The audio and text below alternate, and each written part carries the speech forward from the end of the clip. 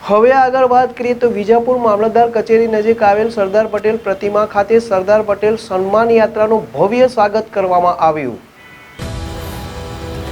વિજાપુર મામલતદાર કચેરી નજીક આવેલ દેશની એકતા અને અખંડિતતાના પ્રતીક સરદાર વલ્લભભાઈ પટેલની 150મી જન્મ જયંતિ નિમિત્તે સરદાર પટેલની પ્રતિમાને પુષ્પ પહેરાવી જન્મ જયંતિ ઉજવણી કરાઈ હતી।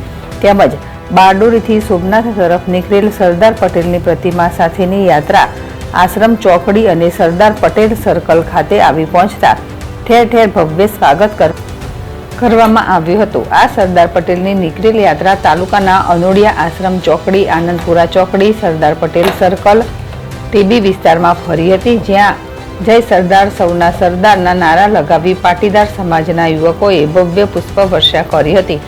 આ પ્રસંગે ધારાસભ્ય સીજે ચાવડા, પૂર્વ ધારાસભ્ય રમણભાઈ પટેલ, પૂર્વ ધારાસભ્ય પીઆઈ પટેલ તેમજ ધારાશાસ્ત્રી દર્શન પટેલ તેમજ તાલુકા ભાજપના પ્રમુખ અને શહેર પ્રમુખ સહિત ભાજપના કાર્યકરો મોટી સંખ્યામાં ઉપસ્થિત રહ્યા હતા।